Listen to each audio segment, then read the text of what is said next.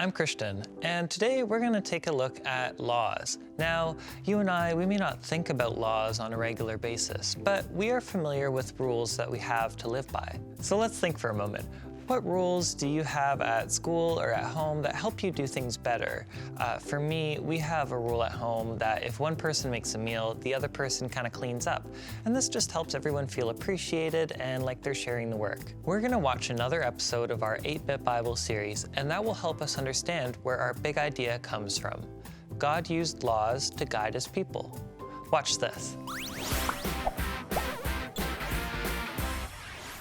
Today, our story is about a bunch of promises, flaming vegetation, and lots of rules. So God created the whole world, and it was good. But Adam and Eve sinned, and sin messed everything up. God still loved them though, and even before they left the garden, God began a plan to rescue all of humanity from the bad choices they would make. It started with God talking to Abram and making him a promise that he would one day be a father of many nations and that he would live in a special promised land. He also said that all nations would be blessed through him. This seemed impossible though, because Abram and his wife Sarai were already really old and didn't have any children. But Abram believed God, and lo and behold, they had a son, Isaac. Isaac grew up, and God made the same promise to him, that he would have many children, that they would one day live in a promised land, and that all nations would be blessed through him. Isaac had 2 sons, Jacob and Esau, and God made the same promises to Jacob as well. He also changed his name to Israel. Jacob had 12 sons, and through a wild chain of events, one of his sons, Joseph, ended up in Egypt, and with God's help, he saved a lot of people from starvation and became a powerful person in Egypt. So he invited his father and all his brothers to live there with him. Over time, the Israelite family grew, and the Egyptians forgot about Joseph and became very jealous of the Israelites and made them their slaves. But God sent Moses to the Israelites, and after a series of plagues, Moses convinced the Egyptians to let the Israelites go. God himself led the Israelites out of Egypt and into the desert. On the way, they stopped at a mountain, and God gave Moses a bunch of rules that the Israelites needed to follow. These rules were supposed to help the Israelites live in the best way possible. But no matter how hard they tried, the Israelites kept breaking the rules, and they kept forgetting to trust God. Finally, though, after many years in the desert, they were ready to enter the land that God promised Abraham, Isaac, and Jacob. And at first, life was good, but that didn't last long. We'll talk more about that next time. We saw that God gave his people a bunch of rules to live by, but they simply couldn't stick to these rules. So let's join Natalie and Jacob by the campfire and see if these rules still apply to us today.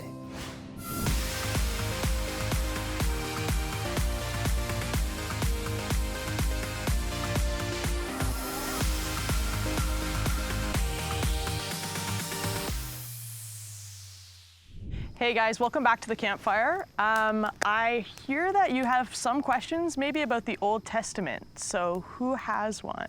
There's so many laws in the Old Testament. So why don't we talk about them all anymore? You're right. There are actually 613 laws in the Old Testament. Laws that cover everything from what kind of clothes you should wear to what you can eat to how many steps you can take on certain days. But honestly, we could never live up to those laws. Does anybody else have a question? Do we have to listen to these laws anymore? What if we mess up? Yeah, with 613 laws, what can we even do? Well, these laws are in the Bible, so they're important, but they're for a specific time and a specific place. You know, it's kind of like a map, right, that helps guide you through. We did orienteering today, and you had a map and compass, and we had to walk through certain ways and follow certain paths, but a map is only good if it's where you're standing. So the Old Testament is a map, but it's for a different place. And we have a different map now. What made the difference? Jesus makes all the difference. Is that not the perfect Sunday school answer? Well, it's actually true. Jesus does make all the difference. You see, those Old Testament laws that Jacob was just talking about, they were given to the Israelite people, God's special chosen people of that certain time. They were given that map, that old covenant, that Old Testament list of laws, of ways to follow to live God's very best way. Now Jesus enters into the scene, and he is literally God with us, come to show us God's love and what it actually looks like to live a life without sin. And when Jesus does that, he really does make all of the difference because he brings something new to us, and that's called a new covenant, a new agreement between us and God, and that's through following Jesus and living for him and saying he is the Lord of our lives. So Jesus really does make all the difference. Thanks so much for asking your questions, you guys. I really look forward to next time.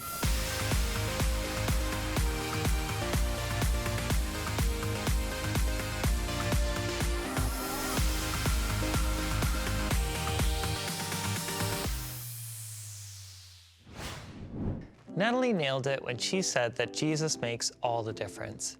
The laws were given to the Israelites of that time, but Jesus came in person to show us God's love. Living by his example is everything we need to live the best way possible. Now let's break into our small groups and see how this looks in our own lives.